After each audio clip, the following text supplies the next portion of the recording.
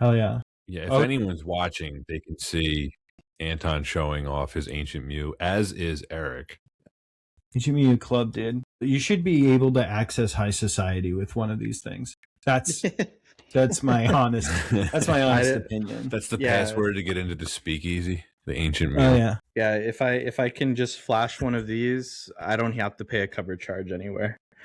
Hell yeah. Makes sense. So I don't know if you guys knew this, but life can be a challenge. Life can seem impossible, but it's never easy when there's so much on the line. A poet once said that. It's my favorite Herman Cain line. Herman Cain. Okay. The president we all didn't need. This is Why Wasn't It Better? I am your host, Patrick Darms. And I'm your co-host, Anton Paras. And on this episode, we're heading back to the turn of the millennium. When Pokemon wasn't just popular, it was a full-blown cultural phenomenon. Kids had the cards, the Game Boys, the TV shows, and of course, we had the movies. After the massive success of the first film, the franchise quickly followed up with Pokémon the Movie 2000, a sequel that tried to go bigger in every possible way. This time, Ash Ketchum and Pikachu get pulled into a surprisingly grand, almost mythological story involving the legendary birds, Articuno, Zapdos, and Moltres, and the ancient guardian of the sea, Lugia. Almost Lugia, Pat. I don't give a shit. The fate of the entire world hangs in the balance. Rude. Which is a pretty big escalation for a series that usually revolves around gym badges and friendly battles. The question is whether that escalation actually works. Is this a legitimately ambitious animated adventure that expands on the universe in interesting ways? Or is it just a louder, bigger version of the TV show designed to keep the Pokemon craze going at its absolute peak? And here to help us figure out the answers to these questions is a very special guest. He's a veteran guest, but more importantly, he's our producer and a Pokemon fanatic, Eric Taylor. Good to see you. Hell yeah, brother. Great to be here. Happy to be talking about Pokemon again. I love that Anton is just like flexing in front of the camera. Like, oh, I got this card. Just a casual flex, but Eric, dude, no, it's among friends. The real flex is having you on here. We got the best producer in the game. Oh, guys, you spoil me. The man with Pokemon tattoos. Just in case you were questioning his fandom. Oh yeah, I don't think I could show you the whole thing, but your mic was covering it. Oh, that is sick. There you go. Arceus and Giratina. Giratina, that is awesome. And then Arceus is up here. Yeah. So love that. So to say that I'm into it for the first movie episode, Eric, as we did Kai Wang, another veteran guest of the podcast. He was unfortunately unable to join. He is in Japan right now, doing some reconnaissance at the actual Pokemon Center in Tokyo. Perhaps that's the only reason he went. Yeah.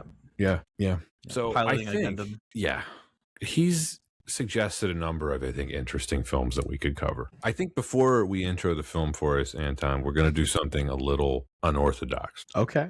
I like that. I like unorthodox. So a while ago, I acquired a couple of these PokeRev multi-packs, mega bonus packs. Okay. Let's bring that to the camera. So our viewers can see what we're getting into. Yes, I'm sure this is riveting stuff for the listeners. I am going to open this and see what I actually got. As you're opening, just to prep any of our listeners, this is from another YouTuber, content creator, PokeRev, who puts together these mystery bags, and it can either be some modern sets or it could even include some vintage retro sets that are worth a pretty penny. So let's see what Pat has today. Pat's really leaning in on the Pokemon today. Yeah. All right. So this is a great idea on your part, Anton. You were like, why don't you just open them on the Pokemon episode? I don't know. Pretty genius on your part. So to start off here, I've got, you guys are going to have to tell me if this stuff is any good. Okay. Let's see. My Pokemon knowledge is quite limited at this point in my life. So I got a Prismatic Evolutions one, Scarlet and Violet. Okay, already that's a banger. That's like a very hot set right now.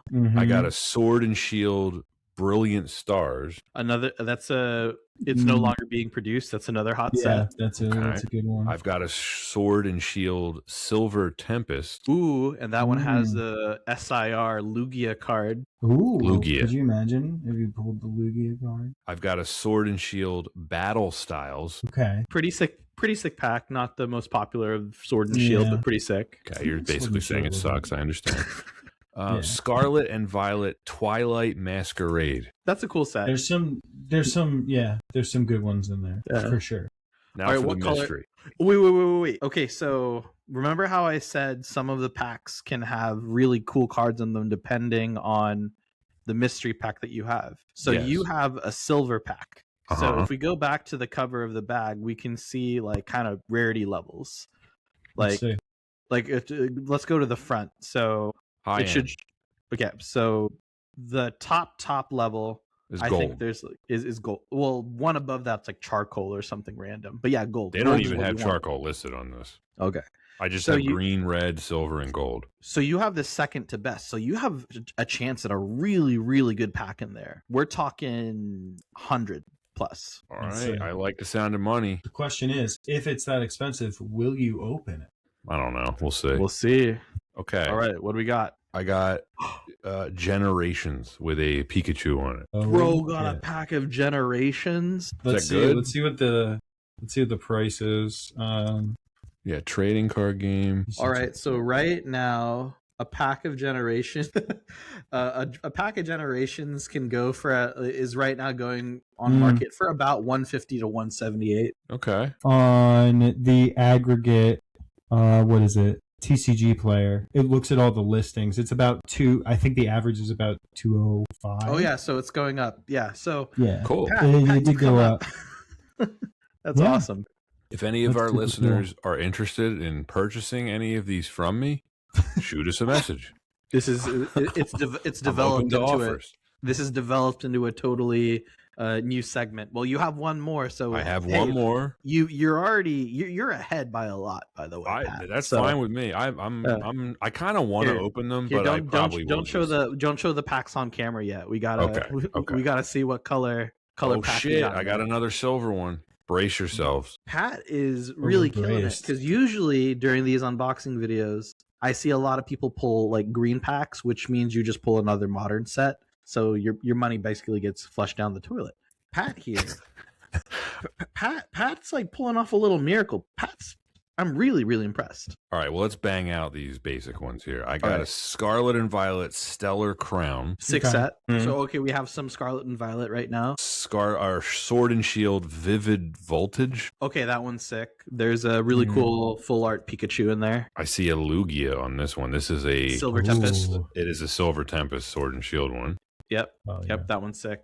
I got a Scarlet and Violet Journey Together. Okay. I like I do. Those like are cool. Those are harder to find now, so that's sick. And then Sword and Shield Brilliant Stars. Pat, I would recommend you just don't open any of these packs because these are you're literally sitting on gold mines. Yeah. Right now. I will not open them then. All right, let's do the good one. I'm actually I'm kind of nervous. Anton's freaking out over here. I'm I don't know what he's got. This is riveting content for the listeners. This is riveting content. I was going to say these poor listeners. All right, brace yourself. I don't know if this is good or not. It's a Sun and Moon Silver Eclipse. You got a Sun and Moon. Cosmic Eclipse. Cosmic Eclipse. Yeah, sorry, I can't read clearly. Yeah, it's Cosmic Eclipse. So that's a super sick pack. It has a lot of really cool tag team packs in it. Right now, packs are Cosmic Eclipse packs, not as much as the Generation set. These probably go closer to like $50 to $60, but still really good, really, really good. All right. Again, better than like people that open up. Yeah, I'm gonna be the devil. I'm gonna be the devil on your shoulder. You should rip one. Anton's telling you to save it. I'm telling you, if you open that up, what if there's a card in there that triples your money? No. Is this the one that's like worth opening though? Like, if I was going to open one? Okay. I mean, dude, there are. I mean, if you really want to open one and you don't want to break your bank, I mean, they're still making. Which ones are they still making that you had? They're still making the Stellar Crown ones, right? You shouldn't.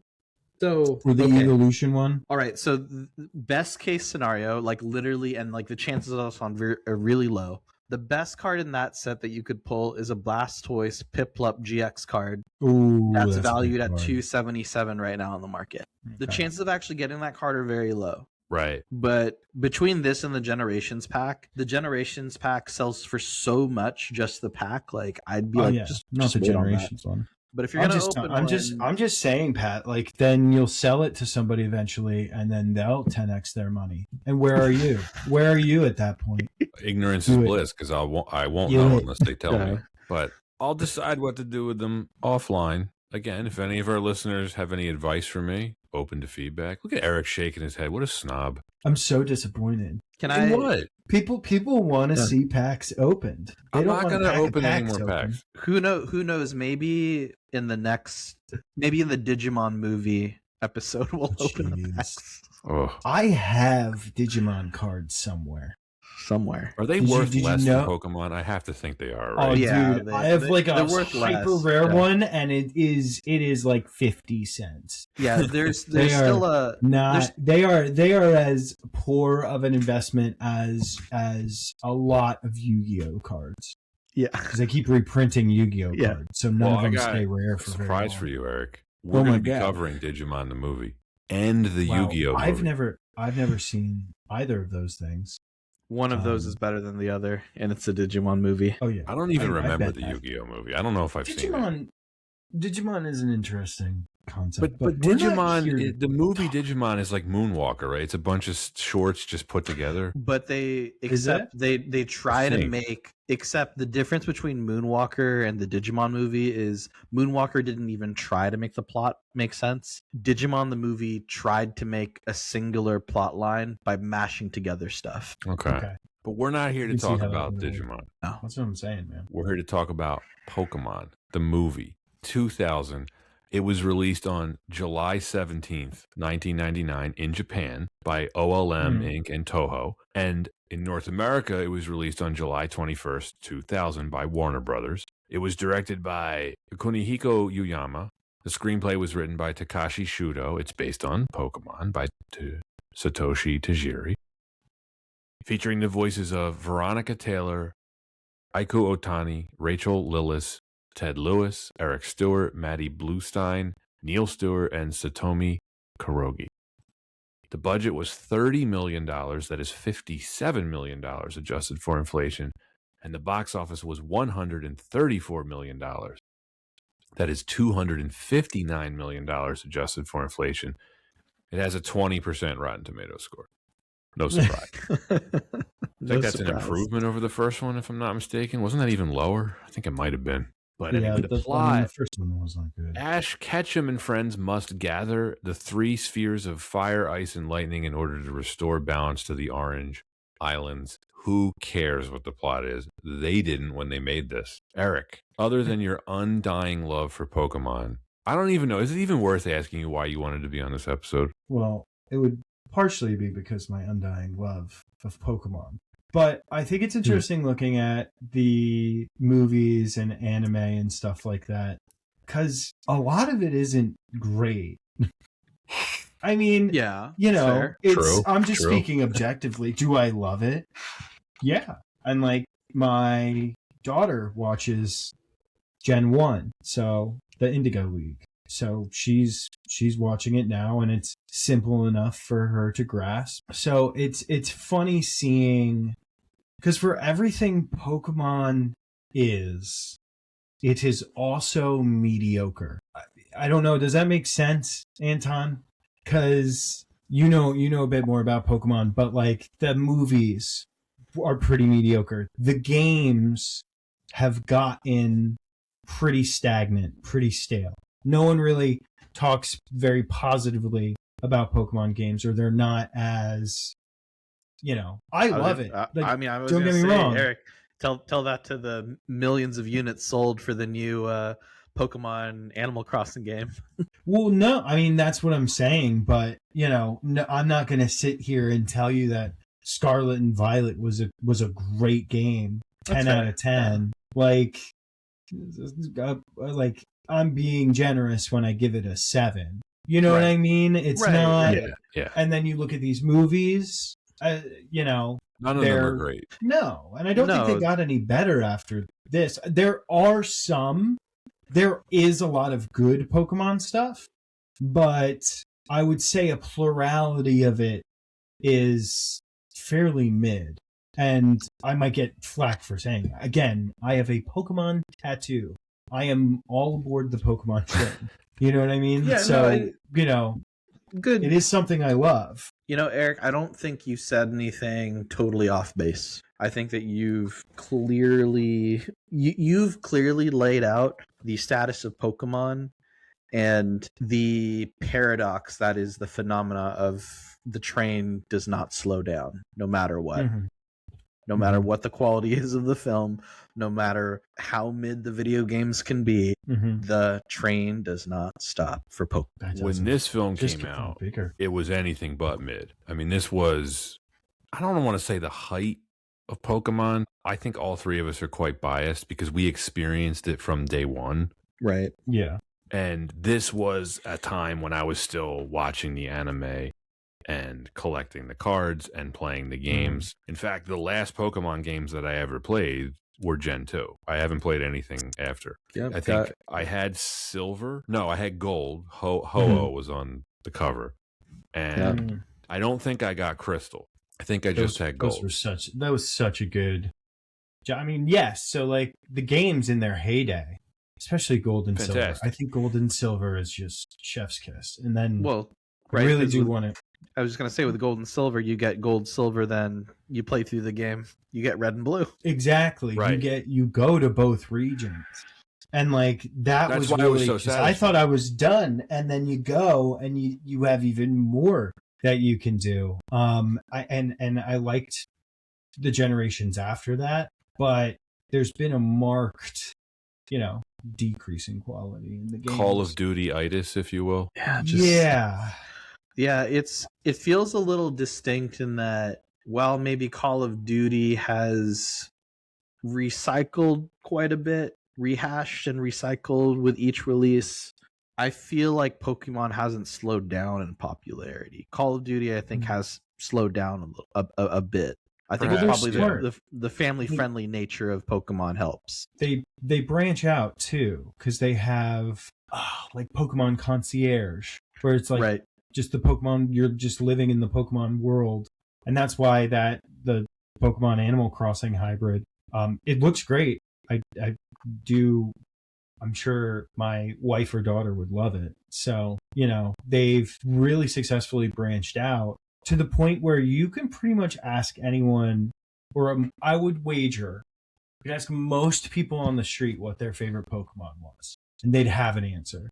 It might be basic, but I think a lot of people are at least aware enough to have one. Right. Maybe I'm just surrounded by nerds, but no, it's pretty damn popular. Yeah, it's true. I mean, when this movie came out, did all of us see this in the theater? I'm assuming we did. Yeah, absolutely. Yeah, I don't remember being as hyped for this as the first one. I don't think anything will replace that, just because it was like, oh my gosh, we're getting a movie too. A sequel was inevitable. Also, I was a year older. I was starting to get out of liking Disney movies exclusively. You know what I mean? I was starting to by this point in my life, I was watching rated R movies with my dad. I saw Gladiator in the theater the same summer I saw this. You start to care a little more about what other people think. So you're like, for sure. Yeah, because I was 12 when this came out. I was still watching the anime. I don't think I watched anything past the Johto seasons. I think this was one of them. The Orange Island stuff. I'm really jogging my memory on this because it's been a while. But of course, they were going to make a sequel to the first movie. And we were talking about this. Game Freak kept the gravy train running. All of the following came out in approximately 2 years. Gen 1, we got Red, Blue, then Yellow a little bit later. The trading cards, the anime, the first movie. Actually, then Yellow came out after the first movie. We get the sequel movie, and then later this year in 2000, we get Gen 2. We get Gold, Silver, and then Crystal. All of this happens in 2 years. That's astounding. That's an incredible output from the company. They they had a schedule. They stuck to it. They knew what they were doing. It's one of the most brilliant media launches, I think, ever. Not a lot of things are still going 30 years later, because it is the 30th anniversary this year. Yeah, Pretty sure. Yeah, in Japan, yeah, that's when it started in Japan, 96. It's killing it. It is killing it. Things are still around 30 years later, but Pokemon is still printing money. Well, yeah, that's the Street Sharks aren't around anymore. I'm trying to think. A minute to figure out. Is Digimon still around?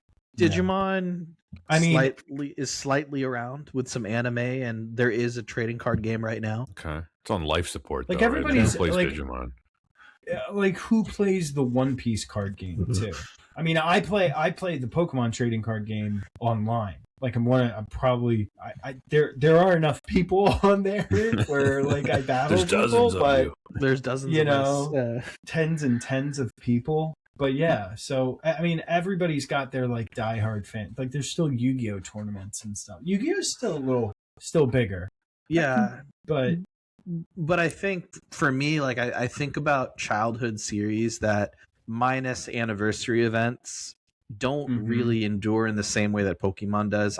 Let's think like even like our parents' generation, they had shows like He-Man, they had shows like I don't know, they had like G.I. Joe. Sure, maybe with like folks that watch that as kids, like they still enjoy it years later, but Transformers, that's probably a good example of one that's continued to do well, but at the same level as Pokemon, it's so unique. No, the only thing I would say comparable that came out around the same time as Pokemon. Now, it's a very different kind of media franchise, but I mean, certainly Harry Potter. Right Around the same time. That's a great example. That is a great example. There was a trading card game for that too.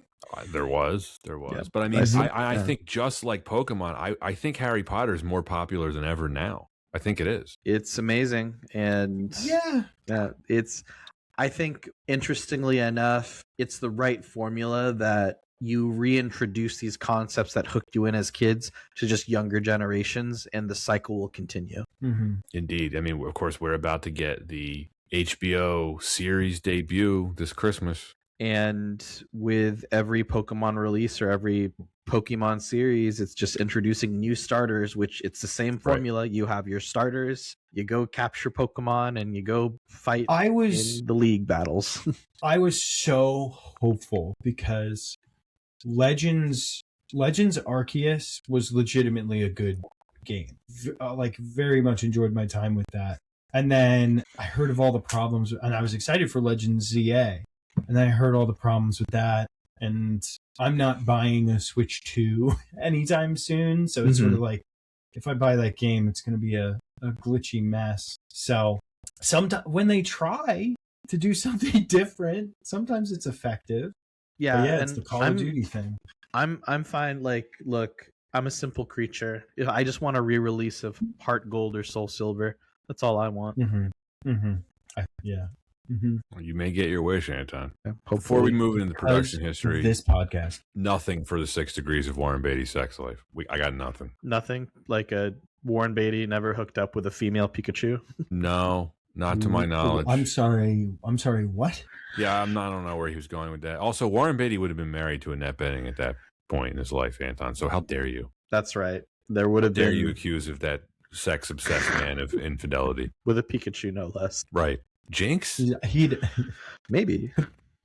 Wait, we had a combo like this the last episode. We did. I'm really trying to avoid that. Yeah, listeners, check out that episode if you want to hear more on that subject. Somehow the conversation devolved into that. But we won't bring down this episode by doing that again. I won't allow it. We already did. I'll just show off this really great Times magazine cover with Ho-Oh and Lugia on it. Love it. Wow. Love it. I got the Pikachu one twice. Well then, production history for this. It's pretty brief. Do you want to read it, Anton? Sure, happy to. So after the enormous success of the first film a year prior, Japanese producers at OLM Incorporated, working with Nintendo and Game Freak, immediately greenlit a follow-up to turn the franchise into an actual theatrical series. From this point forward, Pokemon movies would release in Japan almost every summer. The film was directed by Kunihiko Yuyama, the main director of the TV anime. The story idea came from the Johto era of the games and show, which introduced Lugia and other legendary birds. Writers wanted a large-scale disaster movie compared to the first film.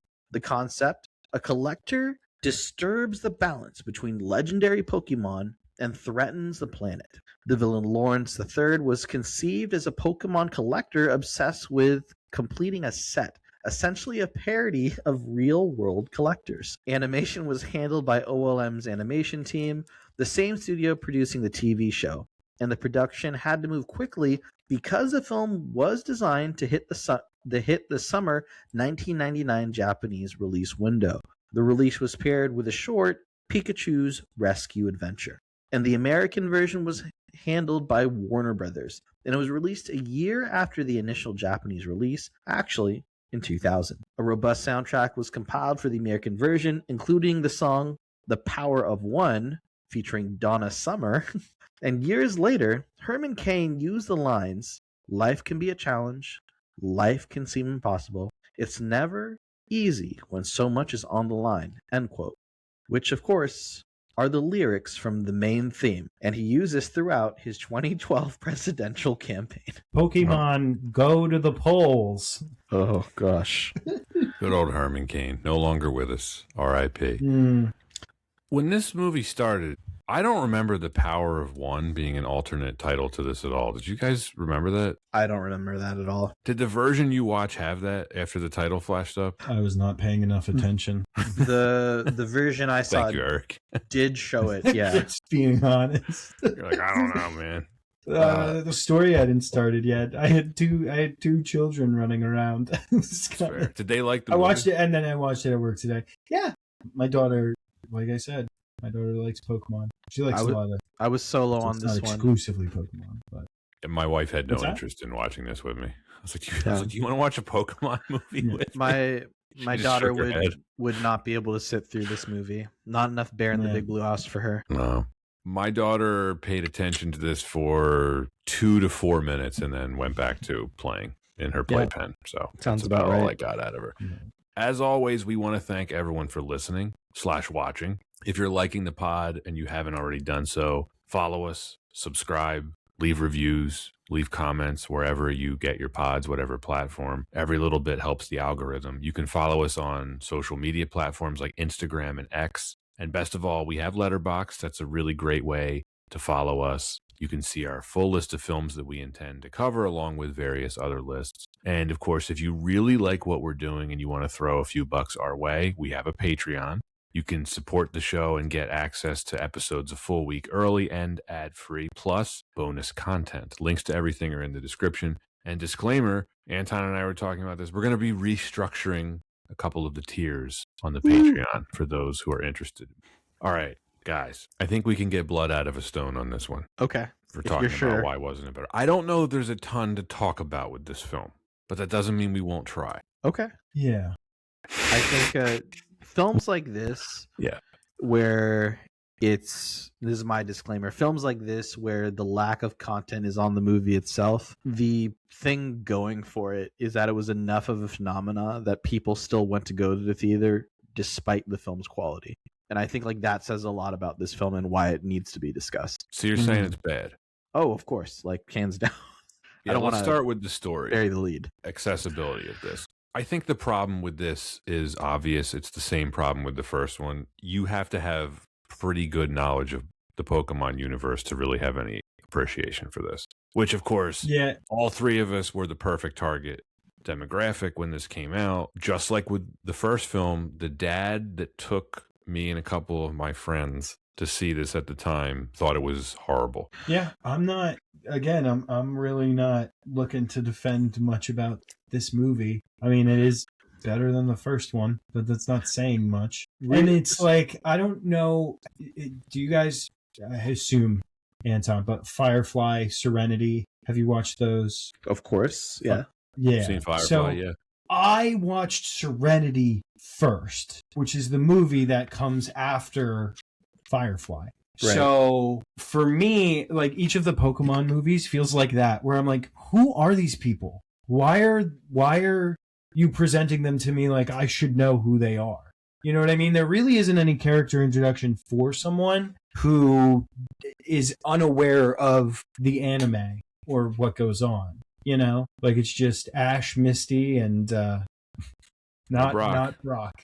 Yeah, They got Not rid of Brock. him at this point. They were like, it's a bit too pervy. Didn't he come back at one point? He did I think after he- the Yeah. Well, they had a few people cycle through as like the part of the trio. Right. Yeah. One of those losers isn't here, right? Right. But this is maybe just like a good segue, or at least like a good commentary on, even today there are franchises that we don't get it, but we get it as to like why they're popular with children. And even now, like as a dad, I see why Miss Rachel is very popular with my daughter. And I think if you told enough of a generation, like if you can see, like, for example, the Bluey movie coming out, that's going to be massive for Disney. I'm going. It's going to be You kidding massive me? for Disney. But I'm very late to the Bluey train, and like I'm not up to date on the lore. But It's a great train to be on, man. It's Yeah. a great train to be on. but it's telling gonna you. probably make $1 billion. I think it's already worth that. But Yeah. like the property in general, the Yeah. IP. But yeah, no, I get what you're saying. But like, if you do want to get your kids into Pokemon, the original anime still holds up. You can very easily get bogged down in all the different stuff they have on like Amazon Prime, or they have like, there's been so many different shows and iterations and things. But yeah, Well, And- this certainly does a much better job of incorporating itself into the anime. mm-hmm. The first movie Mhm. did not do that. And of course, at the end of that movie, Mewtwo just wipes everyone's memories and it's completely irrelevant to the overall Pokemon story. But this actually fits in. I forgot about that. Well, this Yeah, is of course you did. okay. Yeah. It fits in the sense that it's directly during the Orange Island, or the Right. the Orange Islands arc. Right. Mhm. But otherwise, there's no impact on the long-term story with this film. No, that's Like- fair. Like, we never see the talking Slow King again. That never happens. I completely forgot about that until the rewatch. I was like, what is going on here? What movie did I put on? Like, that never Boys- happens again. How do we feel about talking Pokemon that aren't Meowth? It's weird. It's always Meowth- bothered me. Well, Meowth's established that it's possible, right? So Right. it can happen. I don't mind it with a character like Lugia because like he's a legendary bird. You're like, oh, he's special. Like, okay. Mhm. And then Mewtwo, Well- sure. Well, that's the other interesting thing about like Lugia. Yeah, it makes sense because Lugia is a psychic flying type. It's not actually a water, so it makes sense. Right. It's psychic and discuss stuff with Ash. But I remember I was watching a scene at the end where Lugia is just like basically saying goodbye to Ash. And I'm thinking to myself, they're like looking at each other. It would have been more impactful if Lugia didn't say anything and just kind of like nodded. And I don't know. I feel like it would be more impactful if the Pokemon, they already say their names. Why do they have to talk too? They you do know. announce them in comedic Mhm. ways, their names. Of course. Well, Yeah. One some of the do. best parts about the anime. what's Have you ever? the opening of the film with who's the band that does like the Pokemon rap theme? Is it like Dream Street or something? Oh, it's something like that. Oh, Yeah. something like that. Not nearly the- as good as the theme to the first movie. No, but it's, do I Fine. get nostalgic listening? I do. Oh. But they're just like, the whole thing is just this really cool clip of the different trainers letting their Pokemon out of their Pokeballs and hang out on the Yeah. boat into the water. Yeah, it's That's awesome. it's really cool. And like, as a fan, you're like, oh yeah, I love that Pokemon and I love that Pokemon. But practically, like, do you really need to release all your Pokemon like that? I don't think you Well, do. you gotta let them stretch their legs. You gotta let them out. They're little. Well, we pets, have no man. They're establishment little of beings. the size within the Pokeballs when the Pokemon minimize. Well, It's kinda like- science, Anton. I mean, you know. Well, no. Think about it this way: if you have a pet, you want to hang out with that pet. So yeah, let them Yeah. all out. All right. Chill out with you. Point we're Yeah. making, this is a film for a very specific audience. If you're not a Pokemon fan, I would say don't even bother trying to watch one of No. these. You're not going to like it. Well, you told the story, Pat, during the first movie. Like, your friend's dad took like you and your friends, and he was just confused the whole time. He had no idea what was going on. None. That doesn't shock me. That does not shock me. To some degree, I respect the filmmakers for not even trying to appeal to non-Pokemon fans. They were just They knew where their bread was buttered, and they knew this is going to make $100 million just based on how popular our franchise is. And I think that's fine. Mm-hmm. You know, the Final Fantasy movie, Advent Children, would do a pretty similar thing. Where like if you don't have any knowledge of Final Fantasy, like there's no reason to even try to watch that movie. You're gonna have no idea what's going on. I'm a fan of Final Fantasy, and I didn't have a tremendous amount of knowledge what was going on in that film, regardless. Everyone, if they haven't already, should watch Final Fantasy: The Spirits Within. Though that's just a great. It's a pretty interesting movie to check out. It's pretty bad, but it's worth. The production history is fun. The production history is definitely fun. And check out our episode. I was kidding. So I was joking. Think the story too, like this is something different between the US version and the Japanese version. Between the US and Japanese version of the first film versus this film. It's pretty spot on between the Japanese and American version for the storyline here. It's about the collector storyline. Yeah, they're almost identical, right? Yeah, the two versions. And there's nothing deep about it other than it's just a meta commentary on collecting. And versus the first film, you do have to give it props for it really tried to tell a much more mature theme in the Japanese version. It did. Yeah. It did. For sure. No, you're right. That's a really good point. It did. I was curious if there were any story changes in this one that were from what I read, like virtually nothing. It was the same movie. Yeah, it was the same. This was much lighter in tone, much more like it's. I love that joke that Jesse and James make in the film too. They're like, "Aren't we going to an island in the middle of nowhere and there's a storm brewing? Haven't we done this before?" I mean, this movie could basically also be described as like a kaiju movie, like a monster, like almost like a Godzilla. No, that's a really good call out. They put a lot. I remember the marketing heavily promoting the fact that like the legendary birds are going to fight each other, and I mean they certainly delivered on that. That's pretty menacing. Maybe a little too much, but they ganged up on poor Articuno. They ganged up on, and Articuno, for the record, was always my favorite. But real quick, also for the record, Zapdos was so OP in that fight. All the birds are flying type, and flying is weak to electric. So Zapdos should have cleaned house. Zapdos looked like an asshole. I'll say this now. Well, have you seen his hair? Of course he's going to be. He has an asshole look. He looks like it. Are you kidding me? I don't look at Zapdos and be like, that's probably a sweet little bird. You know, Zapdos, that's fair. Zapdos looks like a dick.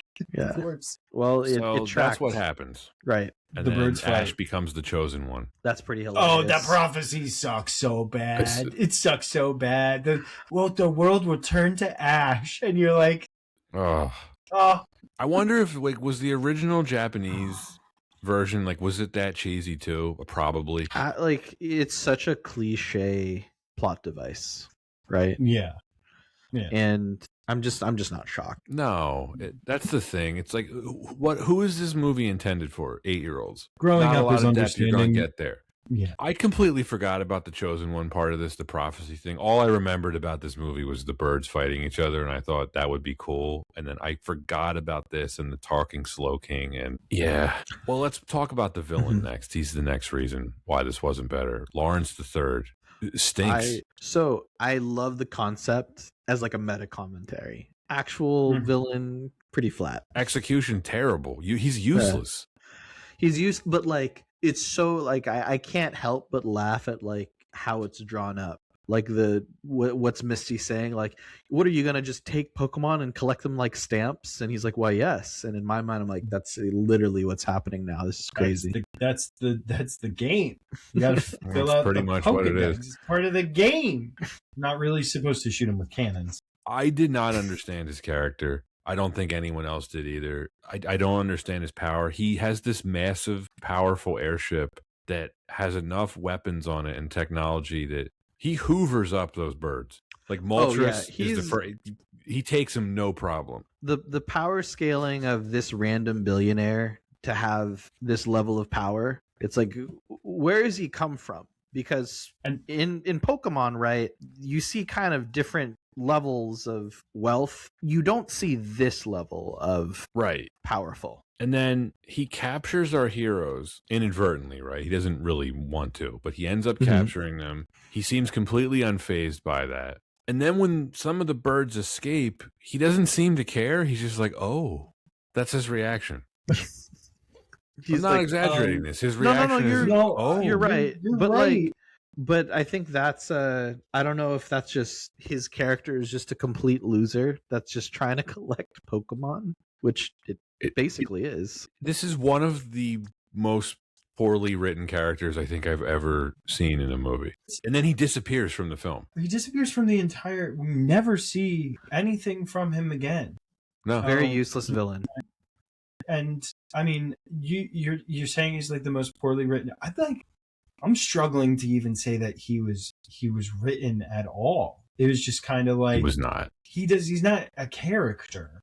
I couldn't find any information on this because you guys probably felt what I did. I'm like, well, they obviously cut stuff out of this film. Like he obviously had more scenes and they cut it out. I couldn't find any information about it because at the end when he pops up and he with the ancient Mew card, yeah, he's like, I'll start all over again. It's like, wait, did I miss a couple scenes with him? Like, where was he in the second half of the film? He's just missing, absent. I just have to think that that's a metaphor for every Pokemon fan that decided to sell their collection in 2003. Predicting the future in some ways. I can restart now. I can restart now. With this ancient Mew card that I got at the Pokémon the Movie 2000 premiere. I wish there was a version of this where Lawrence is like an actual representation of like fans during the time and he's just a massive nerd. I'd watch that version. I mean, he is. Well, today's version, it'd be more of like a scalper, which wouldn't be like a great look. Right. Yeah. You really put this in perspective compared to like the Disney movies that were coming out around the same time and how this is what I would say. It's like for anyone that accuses any Disney villain of being like one dimensional, like you remember the villain from Tarzan, like the hunter? Yeah. He's not a very well-developed villain, right? He's pretty stereotypical. He's racist. He just wants to shoot a bunch of animals in the jungle, right? Yeah, just this guy, Lawrence III, makes him look like Citizen Kane. Or even like Shan Yu from Mulan. It's like not much to Shan Yu. Yeah. Just wants to take over China. Doesn't like China. But wants to kill the emperor. Lawrence III just wants to collect. No, he's really annoying. I don't know. I agree with you. Really, what this is just an extended episode of the Pokemon anime. It's really all it is. It's just better like animation, I think. Yes. I think. It's I'm trying to think too of like where the episode would fit in if it was like an episode in the series, because most filler episodes are still kind of within the realm of the reality of the series. This feels like it would be a fever dream of the main character with everything going on. Yeah. No, I get that, but you know, the way that it doesn't explain anything, the villain character is just there for like an episode, right? I mean, it felt that way to me. Like it was just there's nothing else to say about the villain. I mean, there's nothing much other than without the villain's motivation to summon Lugia. Like that's literally it, probably. Like they had to think like, what's a way that we can get Lugia in this film? It's like, well, maybe we'll have the villain's goal is to collect enough of these legendary birds to summon Lugia. I do want to call out though, the problem with these legendary birds, he just captures them way too easily with random technology that I don't understand. They're like rings. Yeah, I don't love that because it throws off the power scaling. They're legendary birds, but they're able to be captured pretty easily, it seems. At what point during the movie when you're like, why is Moltres a bitch? I do have to. Well, why was Articuno? I remember them being difficult. You know, I kind of expected. I remember watching the movie, and I was actually like, "This sticks with me." Is how easily the birds could take out one of the other birds. I felt like that seemed a bit too easy. Again, Zapdos would have just wiped them all out. Just saying, it's just plain facts. Zapdos would wipe them all out. All right, the characters is the next reason. Besides Lawrence III, who sucks. So we have Misty, we have Tracy. Okay, Misty, no, she's just doing her background character thing. Pretty useless. Is she though? Because Pat and I were discussing Misty and how she pines after a 10-year-old, 11-year-old. I think canonically she's like 14. It's Misty, not cool, dude. Misty, you gotta chill. You gotta chill. Kind of like Anakin and Padme. I would say no because Anakin creeps after Padme until she breaks down in the second movie.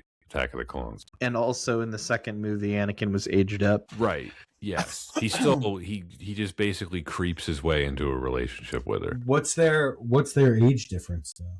Anakin and Padme. Isn't Padme supposed to be 14? I was going to say Phantom Menace. 4 years After getting elected Queen of Naboo, where they elect queens.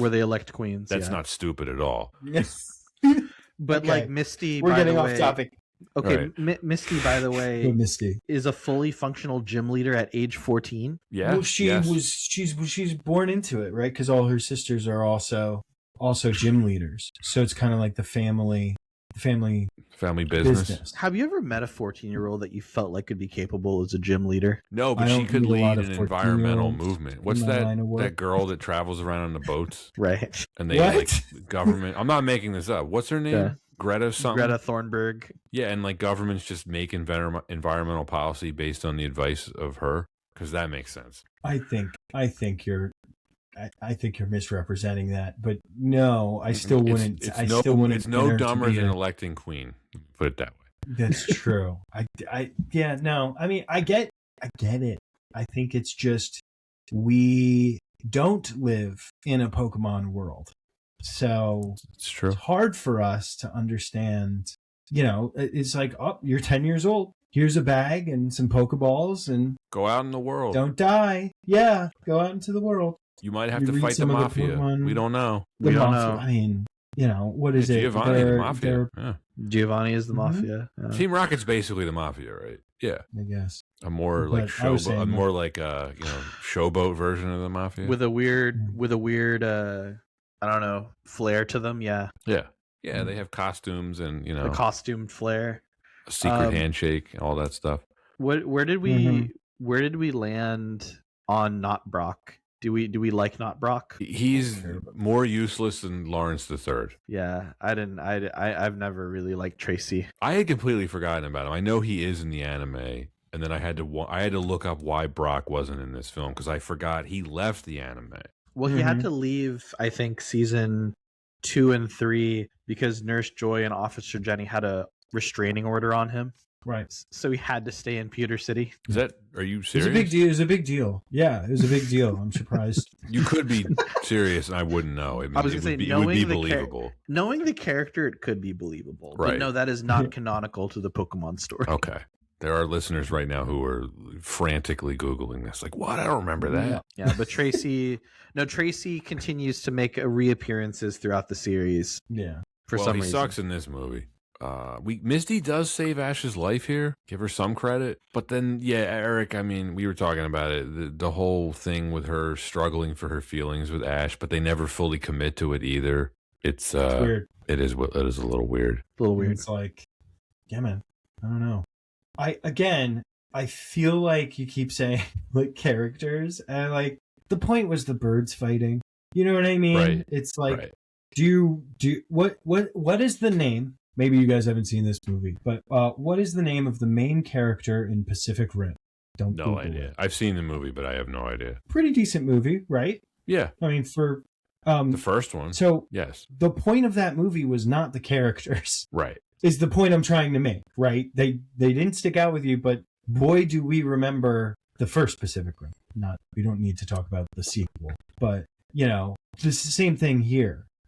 Everyone who went to see this movie deliberately just went to see the birds fight because we had caught them all in our games. We want to see them on the screen. The story is practically irrelevant, including the B plot with his mom and Professor Oak. Like, who cares? Yeah, Like, it's supposed to be epic. There's a lot of Pokemon on the screen. Like, that's all it's there for. That's all it takes. Is this better than the first one? You're starting to convince me otherwise. I don't know now. I'm not sure. I don't know. Like, I don't know that it is. If people are saying that it's marginally better, like maybe the effects, like I think like the CGI use is definitely better than the first one. The animation's a huge step up over the first one. But like, does that actually put it above the first one with Mewtwo and him realizing that Pokemon and clone can't exist? I enjoyed watching this more than the first one, if that counts. This one? Yeah. Next reason, I have tone listed. It's a very short reason. I mean, the tone, the logic, good luck with it. It's Slow King speaks English. The boat flip had me dying. A lot of jokes in this one. And the boat a lot of jokes in this one. flips in the air and shoots Team Rocket, and they all land on the island. Perfectly fine. Enough for her to open a sail and sail up the mountain. Oh, with the wind, right? They use it. Yes. Yeah. For some reason, the boat doesn't get smashed on the rocks. I don't think that flip was physically possible. I don't think that's how boats work. I don't think that's how wind works. I don't think you can have a push cart Magikarp submarine thing either. I think that would get tiring. Nope. That looked a bit too tiring. Yeah. At that depth, it'd get crushed. Ocean Gate. I was going to say. Does it even go underwater, or does it just kind of float around? The Magikarp? I don't even know. Kind of on the surface or something? Well, I don't know what material it'd be made of. But there's just a lot of questions. It looked like metal. I don't know. A lot of questions. Mr. Mime talks in this movie too. That's weird. What's that? Mr. Mime. I thought he just says Mr. Mime. Yeah, but he still talks. No, doesn't he say some other stuff? Is he basically like a house servant for Ash's mom? There's a lot. That is a complicated question, Pat, and you don't want to go down that. You don't want to go down that rabbit hole. Well, the film goes down that. I'm like, wait, is he like working for her mom? Like, what's going on? She's misusing Pokemon for house chores. You can't use Pokemon for slave labor, Ash's mom. You're supposed to make them fight. Yeah. You can't make them do housework. Making them do gardening is an abuse of your power as an owner. They're only supposed to fight each other, not do domestic work. Yeah. Oh man, Pokemon. The HOA is calling. We've seen your Mr. Mime on the yard. That's improper use of Pokemon. Mr. Mime was in our hen house and stole a bunch of eggs.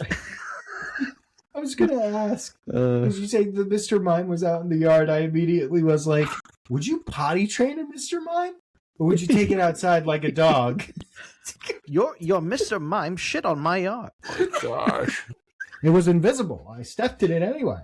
Is this better than the first one? I don't know. I really don't. I really came here prepared to say, like, this is a big improvement over the first one. I don't know. I really don't. I don't think it was. And like it is funny to see. Well, what's funny is about it. Yeah. The less I'm in that camp. The only two things for me that I think about with the quality of this film that I enjoyed was, again, one, the animation was a bit of a step up. Yeah. And just the meta commentary and the writing. Now, I think about a lot of the dub and the lines had to be localized by the 4Kids production team for American audiences. So I like the puns. I like the little jokes here and there. But I don't know. I don't think that this was that much farther away from the first Pokemon movie in terms of quality. Did you like the fourth wall break at the very end with Team Rocket and Slow King? Slow King. Yeah. No. Well, they're watching right now, and I was like, "Oh, that's creepy." That is creepy. That is creepy. That's creepy. But look, it's a phenomena. I wasn't sure where to throw this in, but it's amazing how the design in this film ended up being so influential to just the future of Pokemon. Lugia was designed specifically for this film. And it wasn't until late in production that they decided, let's include Lugia in Gold and Silver. That's amazing. That is cool. From like a very throwaway movie, it feels like. Yeah, but it makes sense too because they already had Ho from the first episode, so they were like, "Well, we got two birds." Right.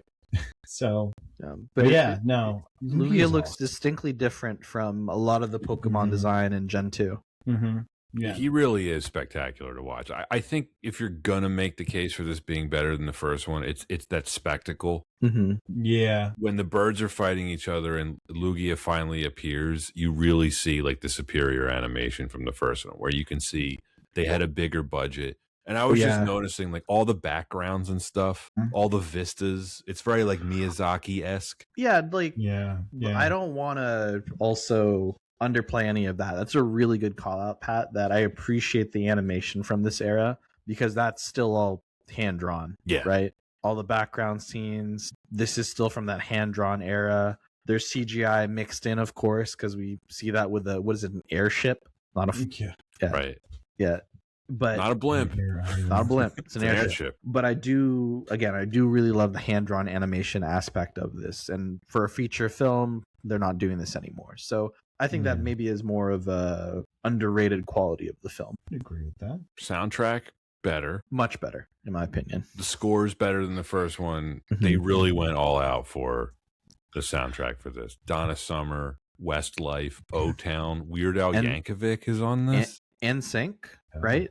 I thought it was O-Town. Oh, okay. Maybe it is. Is NSYNC on there too? That would have stood out to me.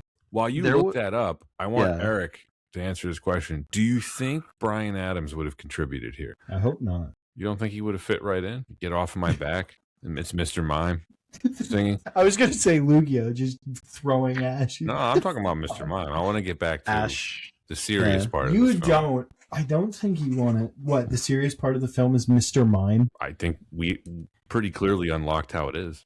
There's no NSYNC, but there is the B-52s. Hell yeah. Wow. That would have been past their prime, too. Do you guys remember Westlife? Yeah. The British group, right? Or are they Irish? They're Irish. Yeah. And like I vividly remember these guys from the 90s. That's They were nuts. huge, I think, in Britain more than here, right? And I just knew their music. I don't know why I knew their music, but I did when I was younger. I knew them. I saw it's really fun. You can go on YouTube, and a lot of the promotional material for Pokemon 2000s on YouTube, whether it's like the commercials, a lot of the previews I would play when you play the VHS pre the movie, it's on YouTube. And then Kids WB did a 30-minute special where they had a live event where it was, I'm pretty sure Dream Street performed live, and Kel Mitchell, like from Kenan and Kel, was the host of the event, hyping it up. That's awesome. For like, hey, we got Pokemon 2000. Like, of course, we got to get Kel here. Love it. Yeah, but they knew like that's going to get people hyped, was Kel Mitchell. It's true. I may have seen that at the time and just forgot about it. Warner Brothers really did kill it with Kids WB. I gotta admit, they knew how to package anymore, right? They were doing. No, they back in the day, they were like, "How are we gonna market these things to kids? Let's make an ultra kids channel and like just shove everything in that we know kids are gonna love." This point, was Batman Beyond on this channel? Batman Beyond was on. The animated series had finished already. Years before this. The animated series was done in 95. Yeah. And then there was the new animated series, which I think would have been on WB Kids. And then by this point, Batman Beyond was out. And I think it wasn't until the next year that we get Yu-Gi-Oh, which is a whole other thing. Yeah. I missed Yu-Gi-Oh. I stopped watching the Pokemon anime by like 2001. And I think it would have been like in season, I don't know. It was still the Johto years. I can't remember when, but I was starting to age out. By the time I was 13, 14, I was just not into it anymore. I mean, I was still a long time watcher of like Cartoon Network or like Kids WB, but I know for a fact like I was not tuning in when the new Pokemon episodes would come on. I was definitely a bit more tired. Yeah, I can't remember when I stopped. You didn't watch all 23 seasons? I mean, versus now, which I have to give it credit, I'm surprised whenever I talk to someone that does watch the series and they say, "Did you know about this episode? It's really good for this reason." I'm like, wow, like they actually had some good writing in some of these episodes. Yeah, I agree with that. I think the series had a quality to it in certain ways. You know, it had the long form story arcs for a kid's show. I think, you know, it was, which you just don't get in these movies. Like, I've seen the third Pokemon movie. I don't even remember anything about it. Like, we're going to cover it eventually at some point. It'll be like watching it for the first time. I remember nothing. That was the Legendary Dogs one. Right. Because Entei was in it. That was another one that was so disappointing for me because Entei talks. Well, I skipped that one for theaters. I just went for the DVD. Well, I don't think I saw it. I don't think I went. I tried to watch it. You know, I don't think I saw it when it came out, but I was like curious one day, and I was like, huh. And it's like I'm like, oh well, I guess all Pokemon talk now. But the Celebi movie, the Celebi movie is actually really fun. Yeah. Is that the fourth one? We watched the heartbreaking like Manphy one. My daughter really likes the ocean and stuff, like the one where like Manphy says goodbye, and it's all very sad. So you get the series now gets super intense. There's like an episode where a woman is trying to reconcile like her immense guilt for having her Pokemon like sacrifice itself to save her, like in a tragic fire. And like you see the Snubble jump into the fire in the episode. I'm like, this is a show for kids. Yeah. Or the I'm not even going to bring up the other one. There are some really devastating ones, and then I think they did make one with Miyu and the girl. Like they remade the Japanese storyline from the first Pokemon movie. Right, Mewtwo Strikes Back or whatever they called right. it. Yeah, they did redo. Yeah, and that I remember wasn't that. terrible, and partially because they used the good storyline that they should have used. The more intense storyline movie. Yeah. No. Boy, we're really dragging it out here trying to find things to talk about with this, aren't we? Well, there's not much. I mean, there's just not much to talk about. Because I'm telling you, it is just a vessel for the big Pokemon fight. Right. That's it. That's what it's there for. I mean, you know, who cares about the mythology? Also, I'm sorry, I thought you run into Zapdos at the power plant. I didn't realize they all have their own island. They do in this movie. I think in later games you go to the islands, but like Articuno's on one in Red of the and islands, Blue. right? In Red and Blue, you ran into Zapdos at the power plant. Yeah, I remember that. I don't remember each bird having their own island. Articuno's on an island. Okay, maybe that was it. I think for sure is on an island, and then I thought Moltres was. I don't know. Just goes to show. I haven't.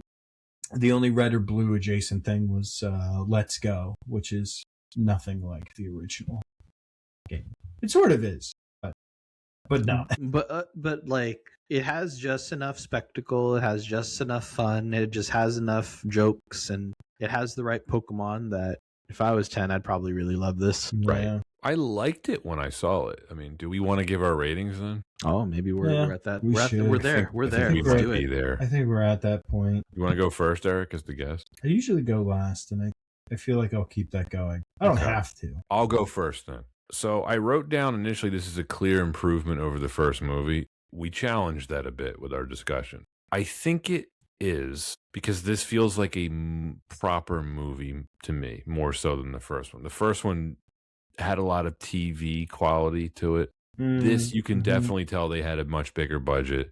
The animation is much grander. The soundtrack is grander, it has better songs. I like the music better. The story's bigger, I suppose, and it has more Pokemon on Pokemon fighting action in it. That wasn't like Mewtwo just mind controlling everyone, which was, quite silly in the first one.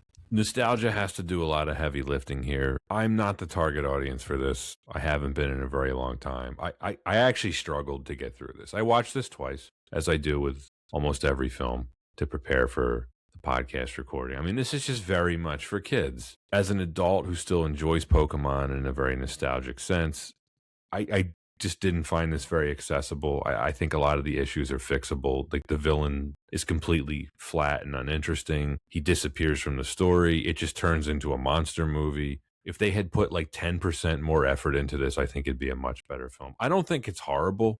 It's far from being a failure. Just like with the first one, I was pretty bored rewatching this. I mean, I think it's a missed opportunity in some ways because they could have done a lot more with like this story idea. With the legendary birds, there's a lot more exciting things you can do with it. I recommend it if you're a Pokemon fan, but if you're not, I don't think you would enjoy this. This would probably be a waste of your time. I gave the first one a D rating, so I'll go D plus on this. I don't even think it's an average movie. Was it worth watching? Yeah, it's interesting to talk about for an hour with you gentlemen, but D plus, just it's dipping its toes into badness. The main thing that I really want to highlight is that it's a vehicle to continue to market the Pokemon franchise at its height. And considering that, there are so many positives that you can look back and say, like, well, they were doing this with 2D animation. They were also innovating with CGI animation infused in. There was a lot of really cool tie-ins, and it really is such a nostalgic feeling being able to go back and watch the film. So within that lens, I think it's just a really fun movie to see in that sense. And I get a lot of nostalgic feelings watching it. The actual quality of the film itself, pretty mid. I think that it's such a one-dimensional villain that really is not memorable. Even if I do love the concept of the meta commentary of a collector, just not great on the execution side. I think the movie really shines in its animation. It really shines in just bringing to life the characters and the Pokemon that people came to see. And that was definitely front and center. So I can't fault the movie with that. If you came to see Big Bird's battle, you got to see Big Bird's battle.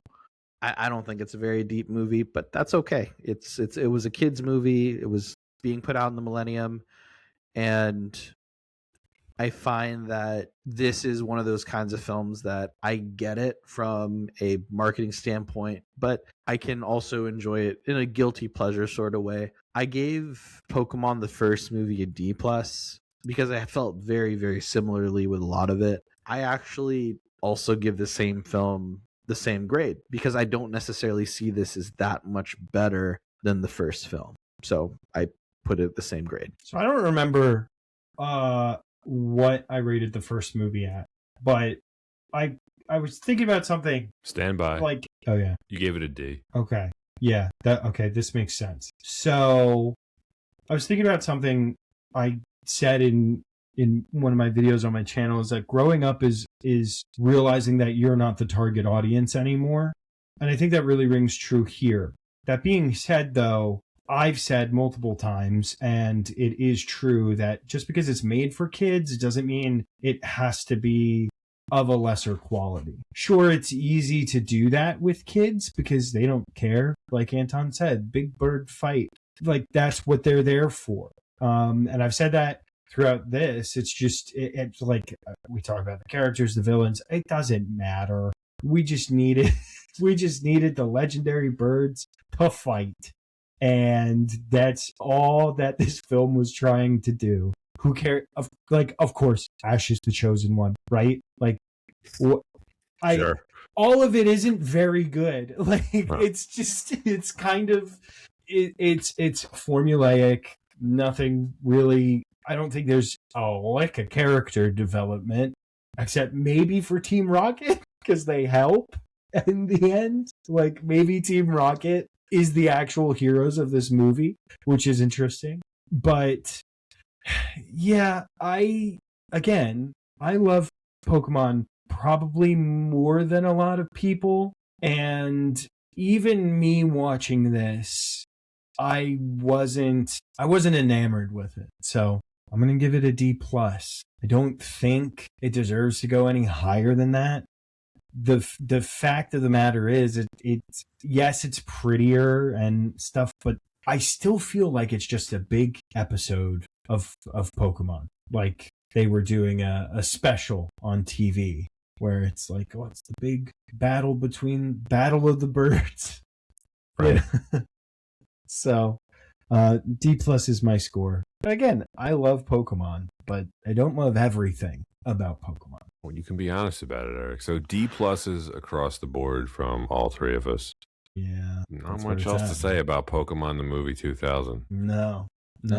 But it is the 30th anniversary of Pokemon, so fun to have this episode covered during that anniversary, and the train keeps on going for Pokemon. And boys, we've been there for all 30 of those years. It's true. Holy shit. Yeah. Mm-hmm. That's making me feel old for sure. Pokemon continues, as does Why Wasn't It Better? Thanks for listening, and see you next time.